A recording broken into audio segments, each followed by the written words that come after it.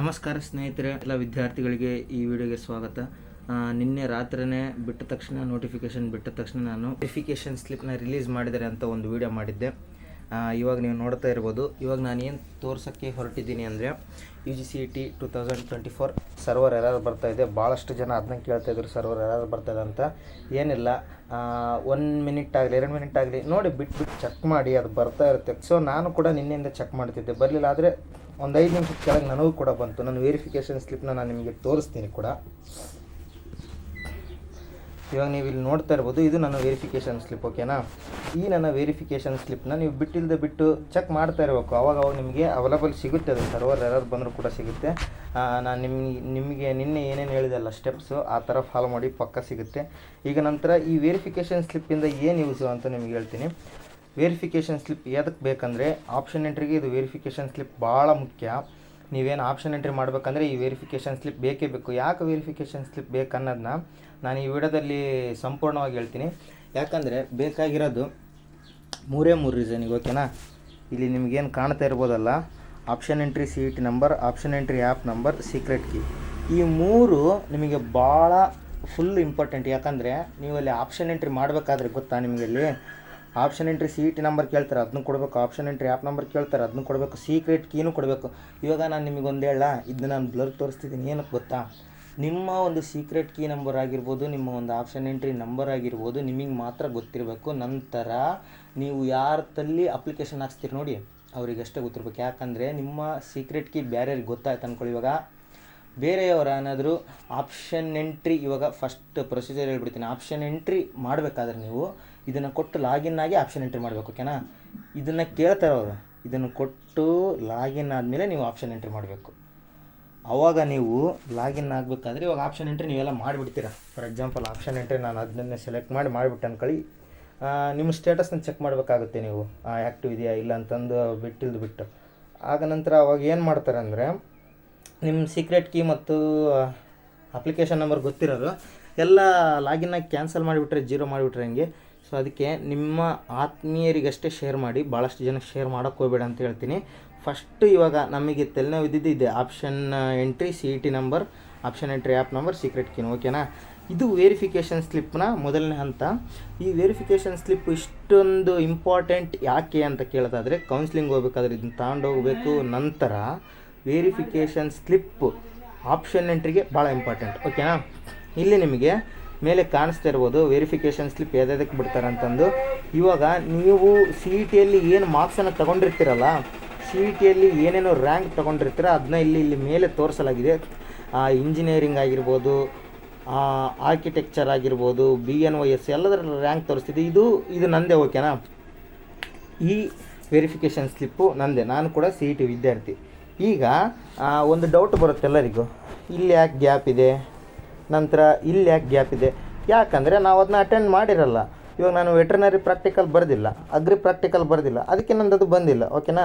Architecture ನನಗೆ interest ಇಲ್ಲ, so ನಾನು ಅದನ್ನ ಅಟೆಂಡ್ ಮಾಡಿಲ್ಲ, ಅದಕ್ಕೆ ನಾನು ಬಂದಿಲ್ಲ. ಭಾಳಷ್ಟು ಜನಕ್ಕೆ ಏನಾದರೂ ಡೌಟ್ ಇದ್ದರೆ, ಅಂದರೆ ಇದು ಎಲ್ಲ ಕಾಮನ್ ಗೊತ್ತಿರುತ್ತೆ, ಅಂಡರ್ಸ್ಟುಡ್, ಅದು ನಾನು ಬರೆದಿರಲ್ಲ ಅದಕ್ಕೆ ಬಂದಿಲ್ಲ ಬಿಡಿ ಅಂತ ಇರುತ್ತೆ.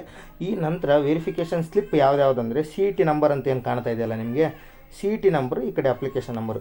CET ನಂಬರಿಗೂ ಅಪ್ಲಿಕೇಶನ್ ನಂಬರಿಗೂ ಬಹಳಷ್ಟು ವ್ಯತ್ಯಾಸವಿದೆ. CET ನಂಬರ್ ಅಂದರೆ ಏನು ಗೊತ್ತಾ ನಿಮಗೆ, CET ನಂಬರ್ ಅಂದರೆ ನೀವು ಅಲ್ಲಿ ಬರೆಯೋಕ್ಕೆ ಹೋಗಿರ್ತೀರ ನೋಡು, ನಿಮ್ಮ ಹಾಲ್ ಟಿಕೆಟ್ ನಂಬರಲ್ಲಿ ಇರ್ತಲ್ಲ, ಅದು ಒಂಥರ ಹಾಲ್ ಟಿಕೆಟ್ ನಂಬರ್ ಥರ. CET ನಂಬರ್ ಅಂದರೆ ಏನು, ನೀವು ಹಾಲ್ ಟಿಕೆಟ್ ನಂಬರ್ ಥರ.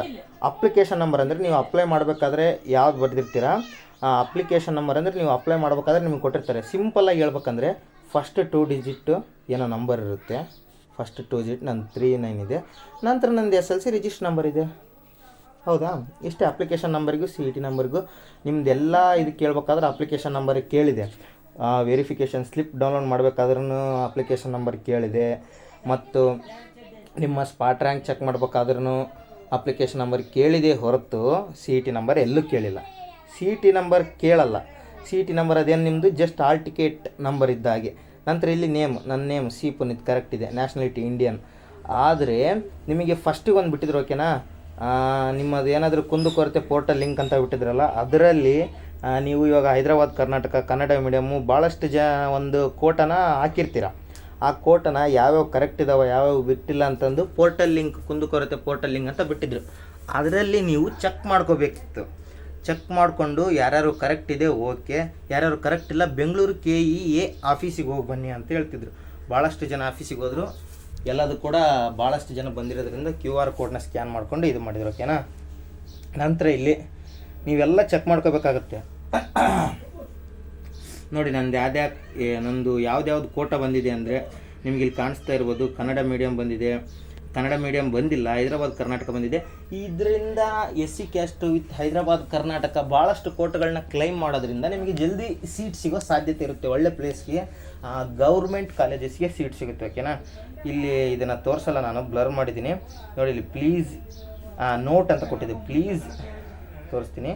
Please use this for option entry, keep this confidential. ಅಂದರೆ ಇದನ್ನು ಯಾರಿಗೂ ತೋರಿಸ್ಬೇಡಿ, ಕಾನ್ಫಿಡೆನ್ಸ್ ಆಗಿ ಇಡಿ ಅಂತ ಹೇಳ್ತಾರೆ. ಇಲ್ಲಿ security marks in second PUC, ನೀವು PU ಸೈನ್ಸಲ್ಲಿ ಏನನ್ನ ಮಾರ್ಕ್ಸನ್ನು ತೊಗೊಂಡಿರ್ತೀರಲ್ಲ ಅದನ್ನು ಇಲ್ಲಿ ನಿಮಗೆ ಕೊಡಲಾಗ್ತದೆ. ಇಲ್ಲೆಲ್ಲ ಅಷ್ಟೇ, discrepancy, short fall in the all documents are subjects to final verification, computer generated due to require signatures. ಇದೇನು ಕಾಣುತ್ತಲ್ಲ ಇಷ್ಟೇ ನಿಮಗೆ ವೆರಿಫಿಕೇಷನ್ ಸ್ಲಿಪ್ನ ಭಾಳಷ್ಟು ಮುಖ್ಯ. ಈ ಸೀಕ್ರೆಟ್ ಕೀ ಇದೇ ನಮಗೆ ಬೇಕಾಗಿದ್ದು. ಸೊ ಇದು ನಮಗೆ ಸಿಕ್ಕಿದೆ. ಡೌನ್ಲೋಡೆಡ್ ಡೇಟ್ ನಾನು ನೋಡಿ ಬೆಳಗ್ಗೆ ಡೌನ್ಲೋಡ್ ಮಾಡ್ಕೊಳ್ಳೋದಕ್ಕಿಂತ ಅದು ಎರರ್ ಬರುತ್ತೆ ಅಂತ ನೀವು ಚಿಂತೆ ಮಾಡಬೇಡಿ. ಬಿಟ್ಟು ಇದು ಮಾಡ್ಕೊಳ್ಳಿ. ವೆರಿಫಿಕೇಷನ್ ಸ್ಲಿಪ್ನ ಯಾವಾಗ ಡೌನ್ಲೋಡ್ ಮಾಡ್ಕೋಬೇಕಂತ ಯಾರು ಕೇಳ್ತಿರ್ತೀರ, ಆಪ್ಷನ್ ಎಂಟ್ರಿ ಬಿಡೋಕ್ಕಿಂತ ಮುಂಚೆನೇ ಡೌನ್ಲೋಡ್ ಮಾಡ್ಕೊಳ್ಳಿ. ಅಂದರೆ ಈ ಲಿಂಕ್ ಏನು ಎಕ್ಸ್ಪೈರ್ ಆಗೋದಿಲ್ಲ, ಈ ಲಿಂಕ್ ಆಗಿರ್ತದೆ. ಆಪ್ಷನ್ ಎಂಟ್ರಿ ಬಿಡೋಕ್ಕಿಂತ ಮುಂಚೆನೇ ಡೌನ್ಲೋಡ್ ಮಾಡಿ ಇಟ್ಕೊಳ್ಳಿ. ವೆರಿಫಿಕೇಷನ್ ಸ್ಲಿಪ್ ಬಿಟ್ಟಿರೋದ್ರಿಂದ ಇಷ್ಟಲ್ಲೇ ಆಪ್ಷನ್ ಎಂಟ್ರಿ ಬಿಡ್ತಾರೆ ಅಂತ ನನ್ನ ಭಾವನೆ. ಸೊ ಆಪ್ಷನ್ ಎಂಟ್ರಿ ಬಿಟ್ಟರೆ ನಮಗೆ CET ವಿದ್ಯಾರ್ಥಿಗಳೆಲ್ಲ ಖುಷಿ ಸುದ್ದಿ. ಯಾಕಂದರೆ ಭಾಳ ದಿವಸಗಳಾಯಿತು ಮನೆಯಲ್ಲಿದ್ದೀವಿ, ಕಾಲೇಜು ಅಲಾಟ್ಮೆಂಟ್ ಆಗಬೇಕು, ಬೇಗ ಹೋಗ್ಬೇಕು ಎಲ್ಲರೂ ನಾವು. ಇವತ್ತಿನ ಈ ವಿಡಿಯೋದಲ್ಲಿ ಇಷ್ಟೇ. ಇವಾಗ ಅಪ್ಡೇಟ್ ಬಂದ ತಕ್ಷಣ ನಾನು ನಿಮಗೆ ಅಪ್ಡೇಟ್ ಮಾಡಿಬಿಡ್ತೀನಿ ವಿಡಿಯೋದಲ್ಲಿ. ಸೊ ಯಾರಾದರೂ ನಮ್ಮ ಚಾನಲ್ಗೆ ಸಬ್ಸ್ಕ್ರೈಬ್ ಆಗಿಲ್ಲ ಅಂದರೆ ವಿಡಿಯೋ ಇಷ್ಟ ಆದರೆ ಮಾತ್ರ ಸಬ್ಸ್ಕ್ರೈಬ್ ಮಾಡಿ.